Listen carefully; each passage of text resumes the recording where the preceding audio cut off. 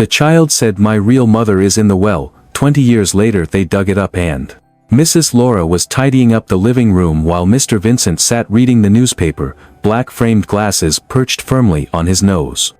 Little Marcus, only 4 years old, played alone on the carpet, holding a homemade wooden car, murmuring, "I want my real mom.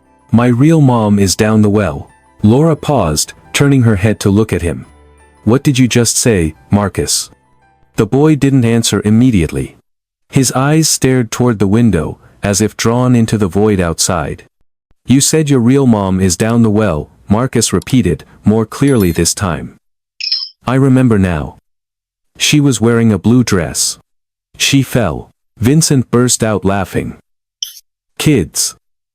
Always making up silly stories." "Vincent, don't say that in front of him," Laura frowned. "He's still little. If he sees something strange, we should pay attention." "See what?" "Don't make a big deal out of it. He probably heard some ghost story somewhere and is copying it." Marcus stood up, looking straight at Laura. "Mom, I remember my real mom's hair was longer than yours. She used to hug me and sing. But you don't have any songs." Laura froze. She had never taught Marcus a single song. Since adopting him from the orphanage in Fairview County a year ago, she had tried her best to treat him like her own. She swallowed hard. "Marcus, you're a good boy. Don't talk nonsense, okay?" she said gently. "Living with Mommy Laura and Daddy Vincent is enough. I just want my real mom." "The one down the well," Marcus whispered again. The next day, Laura brought up the matter with Lucy, her longtime neighbor and friend. They were having tea under the old grapevine. The chirping of sparrows filling the air. "He said that line 3 times now," Laura lowered her voice. "Keep saying his real mom is down a well. I'm starting to get scared." "Oh, Mom." Lucy clicked her tongue. "I told you, kids from orphanages, many of them aren't quite right. Growing up with nothing, witnessing who knows what. I used to volunteer there. One little girl even claimed a ghost stole her shoes." "But his eyes, Lucy." Laura shook her head. "Sometimes when I look into his eyes, it feels like he's not a child. Don't be superstitious. Maybe he overheard someone talking about the old well behind your house. No one has mentioned the well. Since we redid the garden, the old well has been almost completely covered. The boy has never gone back there alone." Lucy frowned. "I have a bad feeling. If it were me, I'd take him to a psychologist. Just for peace of mind." That night, Marcus sat on the floor drawing. He used a blue crayon to completely color the dress of a woman in his picture. Laura walked in, watching for a moment. "Who is this, sweetheart?" "My real mom," Marcus replied without looking up. "Why is she wearing blue?" "Because that's what she wore when she fell. Before falling into the well. I was there. I cried. But no one heard." "Marcus, you saw that happen?" The boy nodded. Laura felt a chill run through her. She took a step back, eyes fixed on the drawing. The lines were crude but full of emotion, a woman falling, hair flying, and a deep black hole representing the well in the center of the page. A week later, at Gavin's house, Vincent's grandnephew and a member of the town council, Vincent was drinking beer with him. "You heard what Laura said about the boy?" Gavin asked, opening his second can. "Yeah. Some nonsense about the well and his real mom. People around town are starting to talk. Saying it's no wonder you ended up with a kid like that." Vincent shrugged. "The kid's got issues. So what? He'll forget when he grows up." "Are you sure?" Gavin leaned back in his chair, his gaze sharp. "Kids often say things adults don't want to hear. And sometimes, they're telling the truth." Vincent turned to look at Gavin, a flash of caution in his eyes. "What's that supposed to mean?" Gavin smiled. "Nothing. Just curious. Oh, by the way, that old well behind your house. Still there, right? Don't dig up old stories." Vincent said through gritted teeth.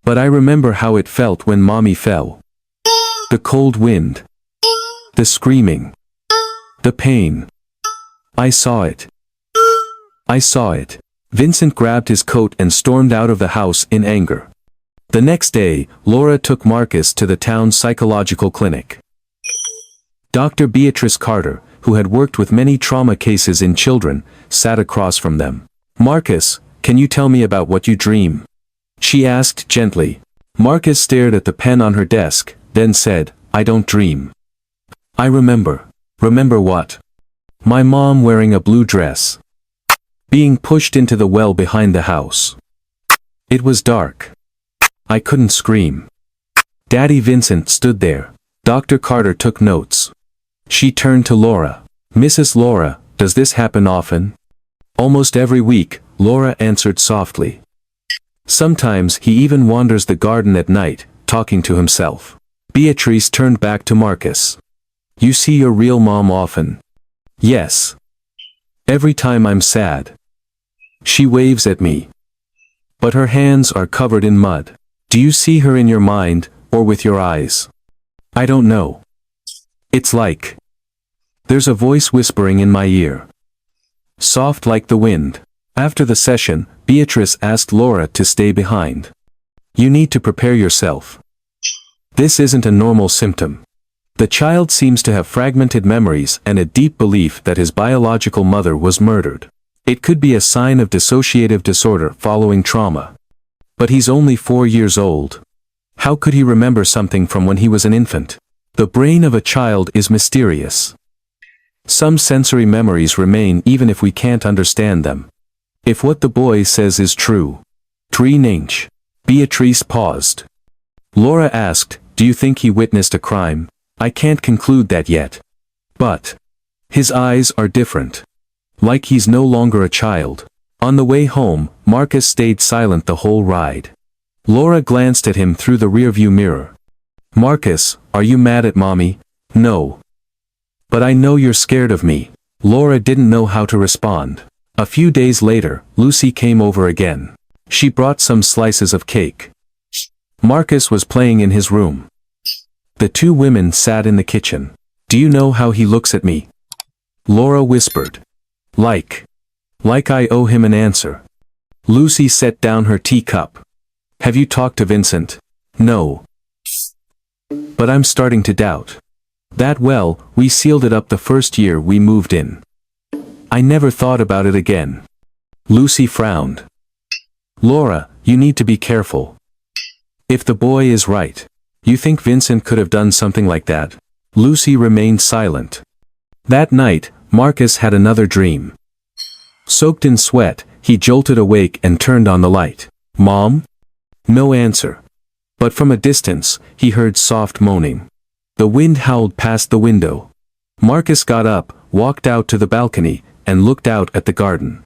The spot where the old well had been was overgrown with grass. But something was moving. "Real Mom?" he whispered. The next morning, he drew a new picture. A woman half buried in the ground, still reaching out her hand. Laura saw the drawing and turned pale. Marcus no longer went to kindergarten. Other parents protested because, "The boy scares my kid, he talks about dead bodies and blood, he looks at my kid with empty eyes." The school suggested he be temporarily homeschooled. One day, the neighborhood leader, Mr. Frank Nolan, came knocking. "Mrs. Laura, I don't mean any harm. But lately, people around here are getting scared." "Scared of what?" "Of the well. Of the boy.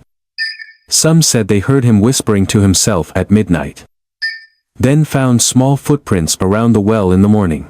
No one dares go into the yard anymore." "Mr. Nolan, please don't exaggerate. We just want safety. You should take the boy somewhere else. Don't let him affect the whole neighborhood." Laura shut the door and turned around. Marcus was standing on the stairs, quietly listening to everything. That night, Vincent was drinking alone. Laura came and handed him a piece of paper. "It's a copy of Marcus's adoption file. I asked Beatrice to help find it. There's something wrong." Vincent glanced at it, then tossed the paper onto the table. I don't know what you're trying to get at. The intermediary's name is Miguel Esteban. I went to the address listed, but the place was demolished back in 2008. Meaning the file is fake. So what? Marcus isn't just an anonymous orphan. I'm starting to think. He's your biological child with someone else. Vincent shot to his feet. Enough. Laura stepped back. He talks about the woman in the blue dress. About you pushing her into the well. Vincent. You know what happened, don't you? Shut up. Marcus, upstairs, pressed his eyes against the crack of the door, his small fists clenched tightly. The next day, Marcus grabbed some paper and wrote a small note. He tucked it into his pocket and left the house. His destination, the town office.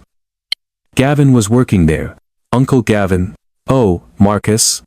You came here alone? I need your help. You know the well behind my house, right? Gavin nodded. I think there's a body down there. My real mom. Gavin sat up straight. What did you say? I'm not joking. I want to ask permission to dig up the well. But I need your help. Gavin took the note Marcus handed him. On it was a drawing of the backyard, with a big red X marking the well's location. At the bottom, in scribbled handwriting, it said, Real mom is here. You'll have to stay here for a few days, Marcus, Laura said, gripping the boy's hand tightly. The doctors will take care of you. Mommy and Daddy will come get you soon. I don't like this place, Marcus mumbled, looking at the white walls of Street Vincent Children's Center. It's okay, sweetheart. You'll feel better soon. A man in a white coat approached, kneeling down with a smile. Hello, Marcus. I'm Dr. Edward. I'll be your new friend for a few weeks. I don't need a new friend. I need my real mom. Laura stifled a sigh. She exchanged a look with Dr. Edward, then quickly walked toward the main gate. As the iron door closed behind her, the words, My real mom is down the well, still echoed in her head. In the therapy room the next morning, Edward sat facing Marcus, flipping open a notebook. You see the woman in the blue dress every day. Marcus nodded. Can you describe her? She has long black hair. Very sad eyes. She waves at me. But her mouth can't open. I think it's because of all the mud covering her. Edward nodded. When you say she's down the well, what do you see? I see faint light. Water. But mostly darkness. I see her hair floating. She's crying. But no one hears. Do you think Daddy Vincent is involved? I don't think. I know. On the third day, Marcus began refusing to eat. When Nurse Andrea brought him a meal tray, he just sat there, staring out the window. Marcus, you have to eat something. No. Every time I eat, I hear the moaning from under the floor. Andrea frowned. What did you say? Someone's trapped under the ground. My real mom. I hear her calling. Marcus. Marcus. Every night. Andrea returned to the nurse's station. The boy keeps rambling. Like he's possessed. One morning, Dr. Edward took Marcus into the observation room. In the room were a doll wearing a blue dress and a small black rock. Marcus, which one reminds you of your real mom? Without hesitation, he pointed to the doll. My mom used to wear a dress like that. Where did you see her wearing it? When she was pushed into the well. Edward glanced toward the mirrored window, where chief psychologist Dr. Agnes Foster was observing. The boy reacts strongly to symbolic images. I think we should increase his citalopram to 5 milligrams, Dr. Foster said into the intercom. During the second week, Marcus began having mild seizures at night. A nurse found him lying on the floor, scratching at the ground. Cold. The dirt is cold. The earth is covering mommy. I can't breathe. They gently sedated him. Marcus fell into a deep sleep for 6 hours. When he woke up, he stared at the ceiling. I went down there. Down where? Edward asked. The well. Laura visited after 2 weeks. A nurse brought her to the waiting room. Mrs. Laura, I have to be honest. The boy isn't improving. He still talks about the woman in the well, and lately he's started sleepwalking. Sleepwalking? Yes. We once found him standing in the courtyard, staring at a drain cover, whispering, "Mommy, are you cold?" Laura put her hand to her forehead. I don't know what to do. Are you sure nothing ever happened to his biological mother? No. I only know Vincent brought him home. Then do you believe him? Laura didn't answer. In the third week, Dr. Foster ordered a brain scan for Marcus. There might be abnormal activation in his memory-related areas, she told Edward. I've never seen a child create such a detailed internal world. The scans showed nothing abnormal. But when they tried stimulating the auditory cortex with the sound of dripping water, Marcus started trembling violently. I see Mommy sinking. What did you say? Edward asked. Mom couldn't float. Mud all over her. I screamed. But Daddy Vincent turned his back. Edward frowned, whispering, this story is frighteningly consistent. One afternoon, Gavin dropped by the center. He had just returned from town after quietly searching for some old records. How's Marcus doing? He asked, standing next to Edward in the hallway. Not good. The boy keeps repeating the same traumatic memory. Still about the well and his mother. Gavin nodded. I think. Maybe it's true. Edward turned to him. What did you say? Something's very strange about the adoption file. I just checked the name of the person who filed it. The document was signed by someone who died 11 years ago. Edward tightened his grip on the file. If that's the case, the whole adoption process could be forged. And the boy might not be making up his story. That night, Marcus dreamt he was in a white room. He walked barefoot on the cold tiled floor. In the distance, he heard the sound of dripping water. He approached a round black hole in the center of the floor of the well. As he leaned over, a pale hand surfaced, gripping the edge of the well. Real Mom? Marcus whispered. A face appeared pale, covered in mud, but with strangely gentle eyes. The face moved as if speaking, but no sound came out. The next morning, he woke up, grabbed paper and pen, and wrote a single line, Real Mom's name is Anna. Anna Oliver. Nurse Andrea found the note and handed it to Dr. Foster. The boy never mentioned that name before, Dr. Foster said. Do we have a list of missing persons near Fairview County over the last 10 years? I'll look into it. 2 days later, Gavin held a thin file in his hand, breathing heavily. Anna Oliver, housemaid, 30 years old, mysteriously disappeared in 2018. Worked for Mr. Vincent Sullivan. Edward shuddered. So that means? It means Marcus could be the victim's child. That weekend, Laura came to pick Marcus up after nearly a month of treatment. Do you want to go home? She asked. I have to go back to the well. Aren't you scared? Marcus shook his head. I need to know what happened. I need to know who my real mom was. Laura hugged him tightly, but her heart was heavy. The answer was drawing near and she didn't know if she could bear it. Mom's still waiting for me, right? Time passed. He was no longer a child. Marcus was now 24 years old. He lived alone in a small apartment on the second floor of an old building near the train tracks and worked part-time at a used bookstore downtown called The House of Words. And the nightmares they had never left him. Marcus, are you okay? The voice startled him. Helen, his coworker at the bookstore, stepped closer, holding a cup of coffee. Another bad night? Yeah. Same old dreams. Helen. Do you believe in memories from when you're really little? Helen tilted her head. You mean from when we're toddlers? Of course not. Most people can't remember anything before they're 3. But I do. Very clearly. There was a well. A woman in a blue dress. And I know her face. Helen placed a hand on his shoulder. You dreamed about her again. It's not just a dream. I see myself standing at the well, looking down.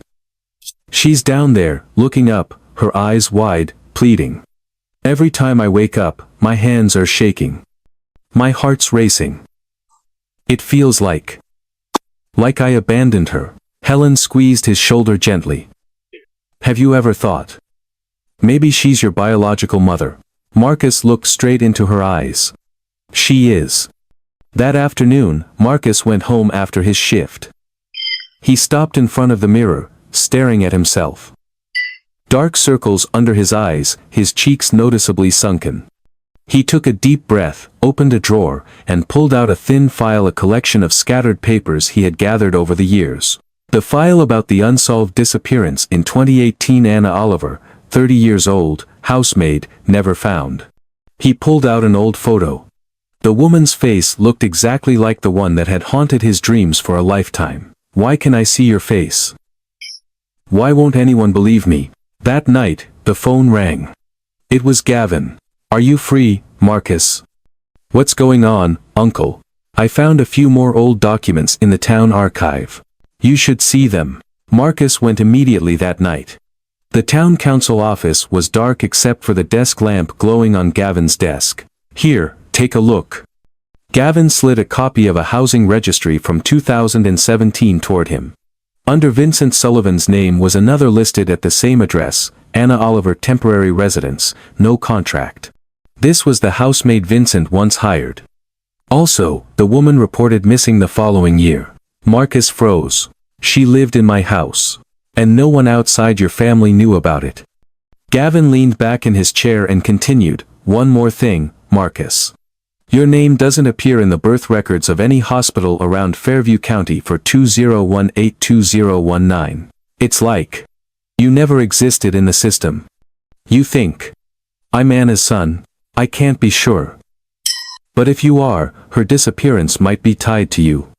A few days later, Marcus returned to the old house. Vincent's house had deteriorated a lot, but he still lived there. Laura had moved back to the countryside 2 years ago to care for her elderly mother. Marcus rang the doorbell. Vincent opened the door, squinting at him. It's you. I want to come in. Just for a bit. Vincent nodded slowly, avoiding eye contact. The backyard looked exactly as Marcus remembered. Grass grew waist-high, a few bricks poked out from the soil, and at the far corner of the yard the place where the well used to be was hidden. I want to plant some flowers here, Marcus said, pointing to a patch of dirt near the corner. Vincent frowned. What are you trying to do? Just cleaning it up a little. Maybe later I'll grow some organic vegetables. Vincent stayed silent, a flash of irritation in his eyes. You can work anywhere. Except there. Why not? Because I said so. Marcus stepped closer to the garden's edge. Is there something under there? Vincent shouted, what are you thinking? I raised you for 20 years. No. You raised a boy no one else dared touch. A boy who knows the truth. A boy who knows the truth. Shut your mouth before I. Vincent stopped. Marcus's eyes no longer carried the fear of a child. They were cold, determined, and full of silent rage. I'll request permission to excavate that area. I want to know who my real mother was. Even if I have to dig to the very bottom. Vincent said nothing. He turned and slammed the door. Helen came to see Marcus the following night. He was sitting in front of the computer, sketching a map of the backyard. Do you think he's guilty? I believe he is. There's no one else with enough motive to bury my mother under that yard. Helen sat down next to him. If that's true, do you think you're ready to face it? 1,000 this argument. Marcus looked out the window. I've lived my whole life under a lie. I don't want to keep doing it. No matter how horrible the truth is. At least it's the truth. Helen held his hand. Then I'll go with you. The next morning, Marcus went to the land office to apply for a permit to excavate the backyard. There, he met Martha Simmons, a stern-looking land officer. You'll need a valid reason to apply for excavation. Especially since that area once had an old well. By law, you need a geological insurance form. Can you help me? On one condition. Tell me the real reason. Marcus stayed silent, then handed over the copy of Anna Oliver's death certificate and the documents Gavin had found. Martha read them, her expression darkening. This is no longer a private matter. This is potentially a criminal investigation. That afternoon, Vincent received an official notice from the town council, an order to temporarily seal off the backyard for investigation purposes. He threw the paper to the ground, face burning red. The evening wind blew through the tall grass, and deep beneath the earth something seemed to be waiting to rise. "Are you absolutely sure?" Gavin asked again as they parked in front of Vincent's old house. "I'm sure," Marcus nodded, his eyes locked on the backyard. "If I don't do this now, I might spend the rest of my life lost in a dream with no way out." Gavin stayed silent for a moment, then sighed. "I just managed to get a temporary permit, good for 3 days. But after that, if there's no concrete evidence, the town will be forced to shut it down." 3 days are enough," Marcus replied firmly. "I just need to reach the bottom of the well." That night, Vincent sat drinking alone in the living room, the dim light casting his elongated shadow on the wall. The TV was on, playing quietly, but he wasn't paying attention. The door opened. Marcus walked in. Vincent looked up. "What are you doing back here?" "I've officially requested to redevelop the backyard. I'm going to dig." "You're crazy." "Maybe. The media's starting to call. They smell blood." "You think I'm going to let you tear everything down? You've been hiding this for 20 years, haven't you?" Marcus stared at him without blinking. "Back then, you thought I wouldn't remember. But I did, or at least, I felt it. The smell of mud, the screams, and then the silence after the shove." Vincent shot to his feet, gripping his whiskey glass tightly. "Get out. I'm going to dig. Even if you stand in front of me, I will dig." Vincent hurled the glass to the floor. It shattered loudly. Marcus didn't even flinch. He simply turned and walked away. The next morning at 7 o'clock, a small truck carrying an excavator pulled up to the gate. Gavin got out first, followed by a tall, bearded man named Benjamin Perry, a professional excavator operator Gavin had hired privately from Redwood. "Where's the well?" Benjamin asked, pulling his cap down low. Marcus pointed to a patch of tall grass near the corner of the yard. "Over there. It used to be a well. It's buried now." Benjamin chuckled lightly. "I've seen people fill in ponds to forget old stories. But the ground never forgets." He started the excavator. The roar of the engine ripped through the quiet morning air. Curious neighbors gathered along the fence, whispering to each other. "Is that the kid who used to talk nonsense?" "Yeah, that's Marcus. He looks serious now. Remember the well story?" "Of course. Who doesn't? But I always thought it was just made up." Marcus heard them all. But he didn't turn around. The digging continued rhythmically. The first layer of dirt revealed rough, cracked stones. By noon, when Benjamin had dug nearly 2 meters down, the machine stopped. "There's something here," he called out. Gavin and Marcus ran over. Beneath the freshly unearthed soil was a circle of old bricks, the mouth of a well, crudely sealed with cement. Benjamin knocked on it hard, then said, "This concrete works amateurish. Probably just poured to cover it up and buried over." "Break it open," Marcus said, voice hoarse. Benjamin used a jackhammer to break the concrete. After almost half an hour, a large hole appeared. A wave of damp, foul-smelling air rushed up from the well. "Jesus Christ!" Gavin covered his nose. "It stinks." Marcus took a step back. Then he moved closer again. Leaning over to look down. "It's so dark," he whispered. "Just like in the dreams." Gavin switched on a flashlight and shined it down.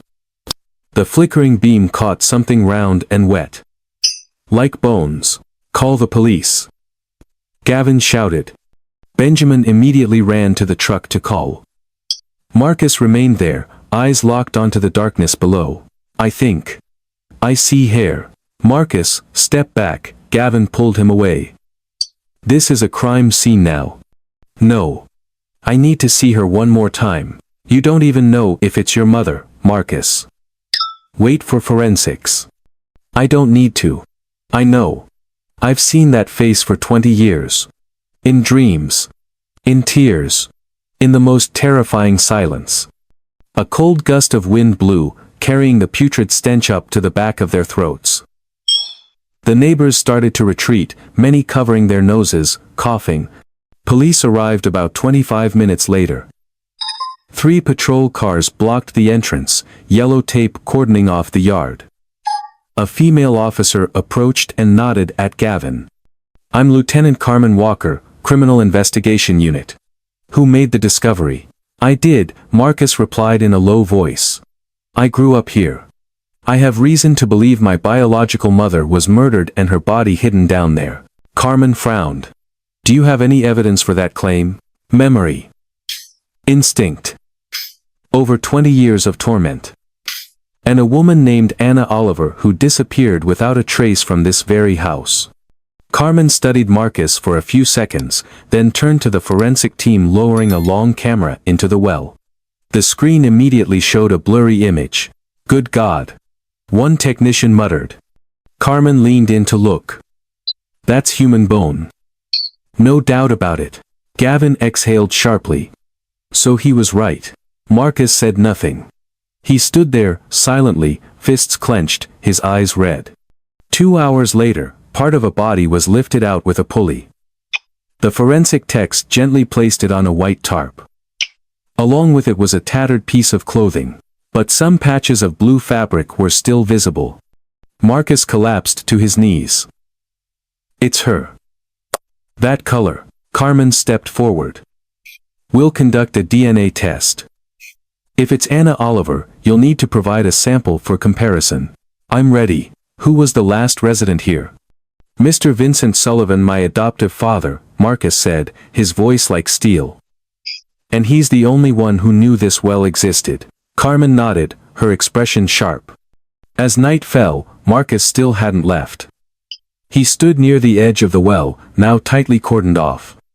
The wind blew cold, the smell of damp earth lingering. Gavin draped a coat over Marcus's shoulders. "Do you want to be alone?" Marcus shook his head. "No. I want to stay. To let her know I'm not running anymore. I won't cover my ears, close my eyes, or hide in dreams anymore." Gavin squeezed his shoulder gently. "Then you're no longer a child." Marcus looked up at the sky. "They used to call me crazy. Delusional. Haunted. But the real madman is the one who tried to bury a living person, as if she never existed." The wind howled again. In the distance, dogs barked. And for a fleeting moment in the night, the face of the woman in the blue dress seemed to appear not in pain, but at peace. "Are you a relative of the victim?" A woman in a white lab coat, hair tied in a bun, and a stern look approached. Her name badge read, Dr. Martin's forensic examiner. Marcus nodded, his voice low. "I'm her son." "I believe so." Lucy nodded slightly, then motioned for him and Gavin to sit on a bench outside the forensic room. They waited for the DNA comparison results, the final confirmation that the remains from the well belonged to Anna Oliver, the woman who had haunted Marcus all his life. "Do you know your blood type?" Lucy asked, glancing at the file. "Oh. I had a blood test when I was a kid." "Then it'll be quick," she said softly. "We've already extracted samples from the victim's teeth and preserved hair. It'll just take a few more hours to match." Marcus clenched his fists. Sweat beaded on his forehead despite the freezing air conditioning.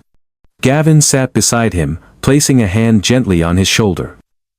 "No matter what the results say, you were the one who sought the truth. No one can take that away from you." Outside Vincent's house, the criminal investigation team began setting up barricades. Lieutenant Carmen Walker banged on the door with a warrant in hand. "Mr. Vincent Sullivan." "Police." There was no response. Carmen nodded to her teammates. They broke the lock and pushed the door open. The house was dark, curtains drawn tight. The stench of mold and alcohol filled the air. Carmen carefully made her way through the living room and stopped near the kitchen. "Over here," one officer called. Vincent sat slumped in a chair, head bowed over the table. On the table was an almost empty bottle of liquor, a half-burned cigarette, and a crumpled piece of paper scrawled with messy handwriting. I didn't kill her. I just did what had to be done.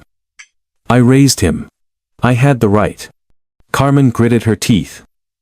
Take him to the station. Run a blood test and a mental health evaluation. From this point forward, Vincent Sullivan is under arrest for murder. At the forensic unit, Dr. Martins came out holding a file. Would you like to hear the results now? She asked Marcus, her expression softening slightly.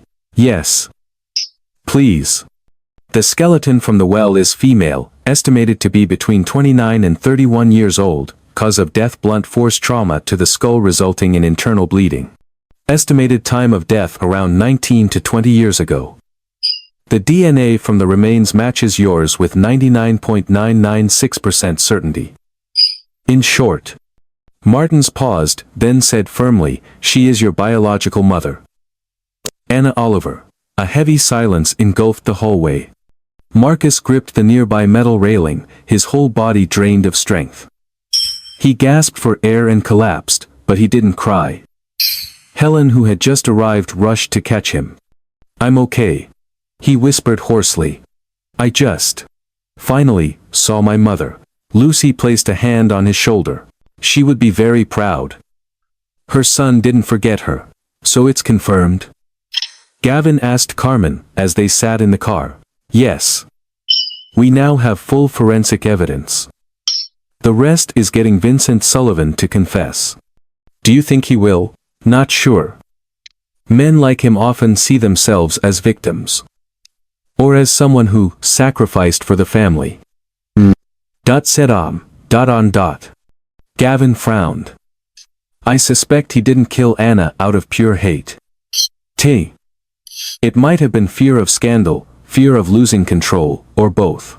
Or maybe because of the child. Marcus was allowed to see his mother's remains in a private room. The body had been fully reassembled, covered with a white cloth. At the head of the bed was an old, faded blue coat, stained with mud. Marcus stepped forward, his hand trembling as he gently lifted the edge of the cloth, looking at the worn seams. I used to see this coat in my dreams. He whispered, almost talking to himself. Every night. When I was scolded, when I was beaten, when I cried. You were always there. Helen stood beside him, holding his hand. You called for her 1,000 times. Now she can hear you. A soft breeze drifted through a crack in the door, making the curtain flutter. In that moment, Marcus looked up, his eyes no longer empty like before. Carmen sat across from Vincent in the interrogation room. The old man looked exhausted, his hair disheveled, chin covered in stubble. Mr. Vincent, you were present at the scene when Anna Oliver disappeared. You were the only person living in that house at the time. And her body was found right in the well behind your home. Vincent stayed silent. Did you know Marcus was her biological child? I did, he answered hoarsely. Then why didn't you report it? Why wasn't there a legal birth certificate? Vincent took a deep breath. Because he was a mistake. You had relations with the maid. When she became pregnant and threatened to reveal it, you. What did you do? 10 con 10. She wanted to destroy my family. You killed her. Vincent didn't respond. His eyes drifted toward the ceiling, as if speaking to someone invisible. I gave him a name, a home. Better than leaving him to die in the street. Carmen narrowed her eyes. But you took his mother away. A name and a roof don't wash the blood from your hands. Vincent sneered. Everyone's guilty of something. Even you. Laura returned from the countryside when she heard the news. She came to the hospital, finding Marcus in a long, empty hallway. You're not angry with me, are you? She asked, eyes brimming with tears. Marcus looked at her, his gaze softening. You know, when I was little, I used to think you were just afraid of me. Now I understand. You were afraid of the truth. That's right, Laura nodded. I knew something was wrong, but I was too weak to face it. Now there's nothing left to hide. Laura hugged him tightly. I'm sorry. And I'm proud of you for being brave. Marcus returned to the old house one last time, before the police sealed it off completely. The garden where the well had been dug up was now fenced with steel barriers. He stood there, holding a bouquet of white chrysanthemums.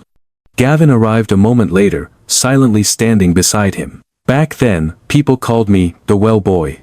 Now, I just want them to know. I am Anna Oliver's son. Gavin patted his shoulder. And the one who pulled the truth up from the mud. Marcus placed the bouquet at the edge of the well. Mom. I came too late. But I came. A single tear rolled down his cheek. But this time, there was no anger. Only a quiet, belated peace. We now have enough evidence to charge Mr. Vincent Sullivan with premeditated murder, concealment of a body, and falsification of adoption documents. Lieutenant Carmen Walker announced before dozens of reporters at an emergency press conference at the town police headquarters. Flashes went off constantly. Reporters thrust microphones toward the podium. What was the motive for the murder, Lieutenant? One reporter asked. Carmen didn't blink. According to the current investigation, Mr. Vincent Sullivan had a relationship with the victim Miss Anna Oliver, who worked as a maid in his home.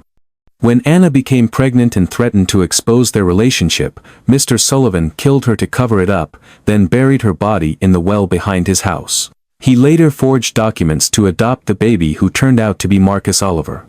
Was there any accomplice? Another voice cut in. We're expanding the investigation. But Mrs. Sullivan, Laura Simmons, is fully cooperating with the police. In cell No. 4. Vincent sat motionless, staring blankly through the small barred window. Carmen walked in and sat across from him. Is there anything you want to say before the case moves to court? Vincent didn't answer.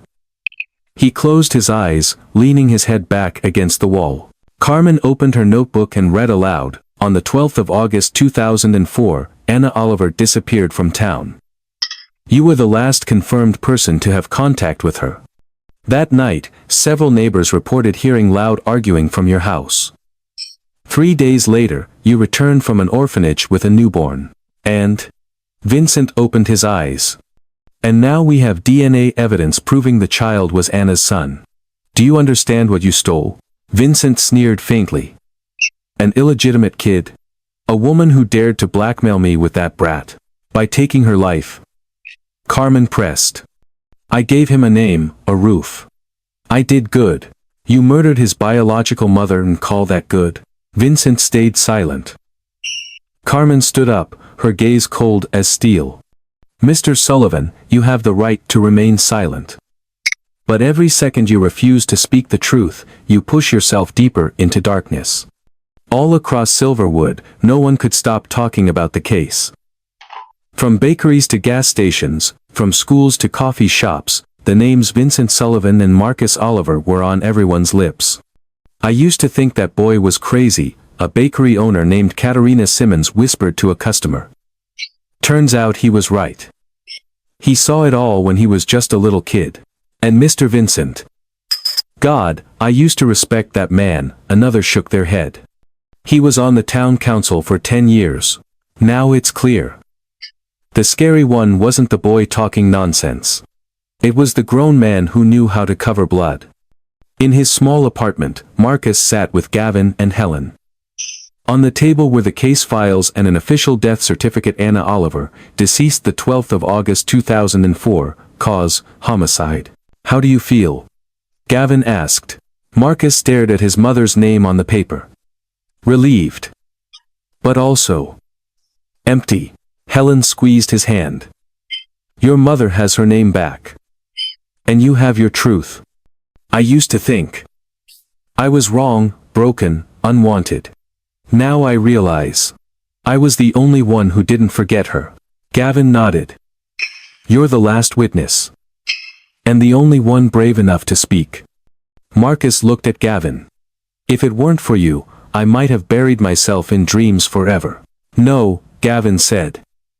You would have found her no matter what. That well wasn't deep enough to bury a love like that. The next morning, Carmen received a call from the district attorney's office. We've decided to prosecute Vincent Sullivan on 3 counts, murder, concealment of a body, and forgery of adoption documents. The preliminary hearing will be held within 6 weeks. And the child? Marcus Oliver will be issued a new birth certificate listing Anna Oliver as his mother. The father's name will remain blank until a final conclusion. Understood. Thank you. Carmen hung up, leaning back in her chair. She stared at Anna's picture placed atop the case file, a gentle woman's face, with deep, well-like eyes. You didn't disappear, she whispered. That evening, Marcus visited Laura. The small house in the suburbs was quiet, warm light spilling from the kitchen. Laura was making bean soup, the scent filling the porch. Would you like something to eat? She asked, her voice trembling slightly. Marcus sat down. I didn't come to blame you. I just want to say. You raised me.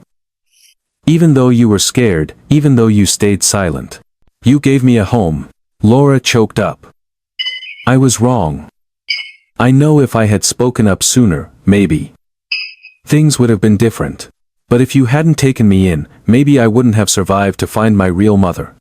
Laura burst into tears, hugging Marcus tightly. Can you forgive me? I never blamed you. I just wish you hadn't stayed silent. Laura nodded softly. I promise. I'll never stay silent again. A week later, Vincent appeared in court for the first preliminary hearing. The courtroom was packed with reporters. On the bench, Marcus sat upright, his eyes never leaving his adoptive father. Do you have anything to say to the victim, Marcus Oliver? The attorney asked. Vincent looked at Marcus, his gaze vacant. I used to think you were a burden. But you did better than I ever imagined. Thank you, Marcus replied. Because of you. I know I don't belong in that darkness anymore. After the hearing, Carmen met Marcus outside the courthouse. You know, she said, her eyes sincere, I've handled a lot of murder cases. But I've never seen anyone as brave as you. In the CRs. Marcus nodded. Because I have nothing left to lose. You're wrong. Now you have everything back. Your name, your roots, your truth. Marcus looked up at the sky. Now, I just want to live the life my mother never got to live. Are you ready? They're waiting downstairs. Helen peeked into the room, smiling. Marcus stood before the mirror, adjusting the collar of a simple white shirt. He turned and nodded lightly, never ready. But never more at peace than now. Helen stepped closer, fastening the final button. I'm proud of you, Marcus. A lot of people are. It's not because of me, Marcus whispered. It's because of her. The town hall of Silverwood was packed. The soft lighting bathed the rows of audience members, a mix of strangers and familiar faces, all sitting in silence. Above the stage hung a large banner, the Anna Oliver Foundation Hope from the Depths. Marcus stepped up to the podium as applause filled the room. Thank you all for being here, he began, his hand trembling slightly. A year ago, I was just someone living inside dreams no one believed. A child who grew up surrounded by silence, fear, and whispered gossip behind my back. He paused, his gaze sweeping over the crowd. But today, I stand here not to recount a tragedy, but to begin something new. My mother, Anna Oliver, was a courageous woman. She did not deserve to be forgotten in the dark. This foundation is for people like her, for single mothers, for abused children, for anyone ever trapped in a nightmare no one believed. A muffled sob came from the second row. Helen and I traveled everywhere, meeting hundreds of people. They told us, I thought I was crazy for still remembering my mom in my dreams. Or, I was beaten for daring to mention a dead name. Marcus pressed his lips together, then nodded. But no one is crazy for remembering. No one is wrong for wanting the truth. And no one deserves to be buried alive in silence. The applause rose again, longer, deeper. After the ceremony, Marcus sat in the backstage room, just removing his lapel microphone when the door opened. A middle-aged woman entered, holding an old photograph. Are you Marcus Oliver? Yes, ma'am. And you are? I'm Sophia Collins. I used to live across the street from Mr. Vincent's house. She extended the photo. This is your mother. The last picture I ever took of her, a week before. It happened. Marcus took it. In the photo, Anna stood beside a bougainvillea trellis, her hair tied up, smiling brightly. You kept this photo all these years? There was a time I thought about tearing it up, afraid of trouble. But I couldn't bring myself to. She was so kind. She said goodnight to me every evening. She used to call her son, Marquitos. Marcus froze. What did you say? Marquitos. It was her nickname for you. She would whisper it every night as she carried you inside. I remember it very clearly. Marcus clutched the photo tightly, his throat constricting. Thank you. Thank you so much. On the drive home, Helen was at the wheel. Are you still thinking about him? She asked. Vincent. Helen nodded. Marcus stared out the window. Not much anymore. Now, I pity him more than I'm angry. He didn't have the right to take a life. But now he has nothing left. And no one believes him anymore. I think. That's a punishment heavier than any prison sentence. Helen took his hand silently. The next day, Marcus had an appointment with a lawyer from Fairview County, representing an organization that defends victims of domestic abuse. We would like to collaborate with the Anna Oliver Foundation on a new program for abandoned children, said the lawyer, Rachel Benson. Would you be willing to be the face of it? What would I have to do? Share your story. Stand up with your real name. Your real identity. Marcus nodded. I no longer want to hide behind a false last name. I am Marcus Oliver, son of Anna Oliver. And I'm not ashamed of it. At the county jail, Vincent Sullivan sat alone in the visiting room. The door opened. Laura entered. Vincent smirked. What are you doing here? To look you in the eye. One last time. Vincent shrugged. You don't regret anything? Laura asked. I regret not cleaning up everything sooner, Vincent sneered. If it weren't for that boy digging up the well. He's your son. No. He's a shadow I raised to make up for a mistake. Laura stood up. And he's the light, while you are just the shadow. A few months later, Marcus stood in a small square in Boston, participating in a campaign called Preserve the Voice, Restore the Identity. Behind him was a banner printed with hundreds of faces of missing women. He held the microphone. My name is Marcus Oliver. I was once seen as a delusional child, a crazy boy, a story best forgotten. But I am living proof that the truth will always find a way to surface, even if buried deep underground.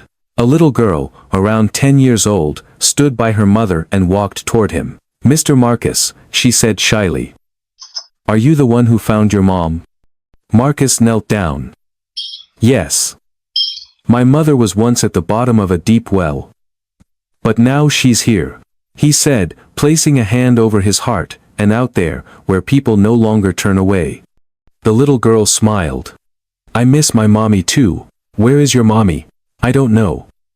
But now I believe, I'll find her. After the event, Marcus received hundreds of letters. One came from a man named Dominic Nolan, living in Richmond. You don't know me. But I saw you on TV. I once hid the fact that my mother was beaten to death by her husband.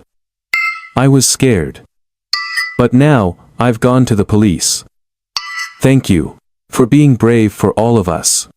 Marcus folded the letter, his eyes welling up. You're someone very important. Marcus, Helen whispered, hugging him from behind. No. I'm just a kid who was abandoned, he smiled, but never abandoned the truth. Are you sure you don't want to accept that offer?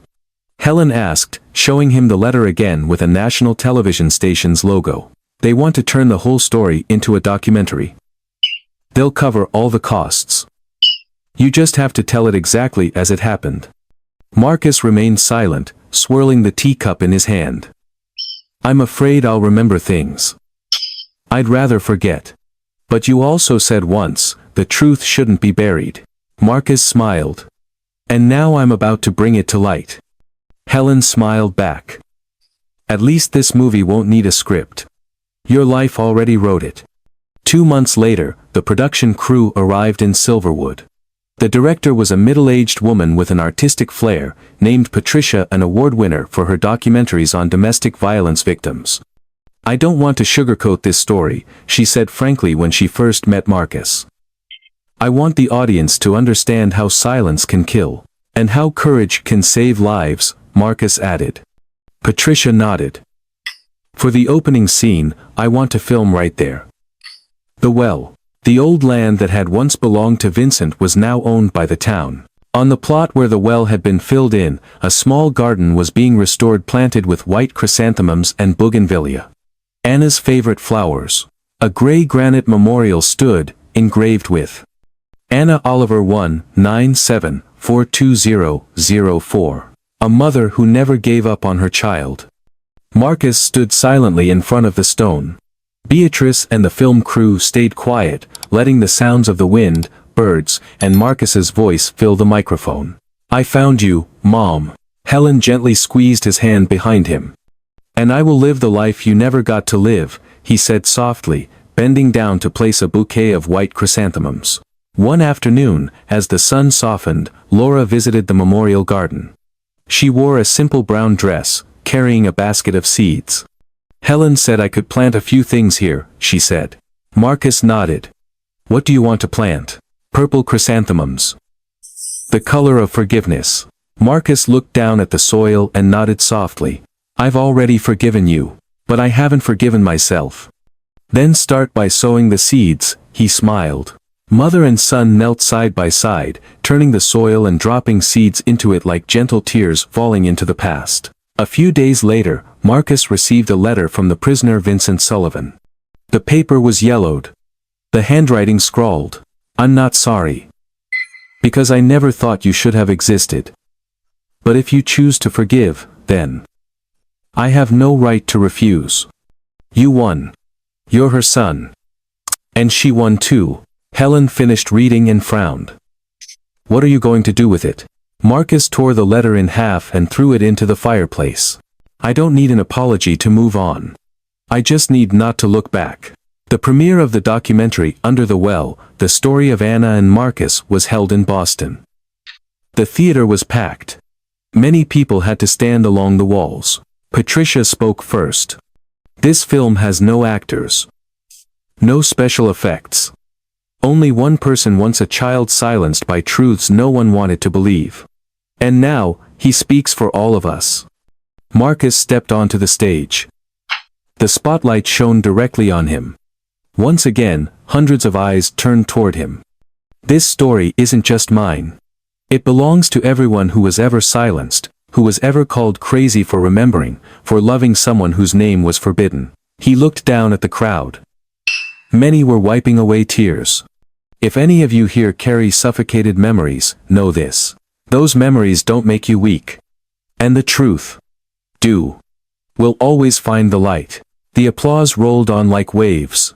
The next morning, an email arrived in Marcus's inbox.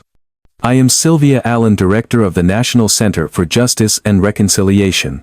We would like to award you the title Bearer of Truth for your contributions not only to your personal case but for helping hundreds of other victims find their voice. We would like to include your story in the civic education curriculum for high schools." Helen finished reading and turned to him. "Doesn't this feel like a miracle?" "A miracle? No. This isn't a miracle," Marcus replied. "This is what should have happened a long time ago, if not for the people who chose silence." No. 1 year later, the Anna Oliver Memorial Garden became a regular stop for school buses carrying high school students from all over. A teacher led a group of students up to the stone memorial, pointing at it. "This story is real. And that man standing over there was once the child who dared to dig up the well not to find a corpse, but to find the truth." Marcus stood nearby, listening without interrupting. A student asked, "Sir, do you ever regret it?" "Regret what?" "Digging up the past. Did you ever think maybe it would have been better not to know?" Marcus knelt down and asked, "What's your name?" "My name's Daniel." "Well, Daniel, if tomorrow someone told you that you had no mother, no father, no one who loved you, would you believe it?" Daniel shook his head. "Exactly. Because you know you deserve the truth." And if your mom were no longer here, she would still deserve to have her name called out loud. That afternoon, Marcus and Helen sat on a stone bench under the trees, watching the white chrysanthemums sway gently in the breeze. I remember the first time I heard you say, "My mother is under the well," Helen whispered. Back then, I didn't believe it. But the look in your eyes made it impossible for me to turn away. Thank you for not walking away. Did you know what your mom once dreamed of? No. I read it in the nursing home files, where she once took care of her aging mother. On her job application, she wrote, "My dream is to open a small cafe with bougainvillea, and a reading corner for underprivileged children." Marcus froze. I think we can make that happen. Helen smiled. You just read my mind. 2 years later, at a small street corner near Union Grove Station, a wooden sign swung gently beneath a bougainvillea trellis. Anna's Cafe, where dreams begin. Inside, children sat reading books, laughing brightly. On the wall hung a photo of Anna Oliver, underneath which was inscribed, "No one is forgotten when their name is spoken with all the heart." Marcus stood behind the counter, pouring tea for an elderly woman who had just come in. Helen sat by the window, typing something on her laptop. "Mom," Marcus whispered silently in his heart, "I made your dream come true. No one is left under the well anymore. Everyone has come back to the surface."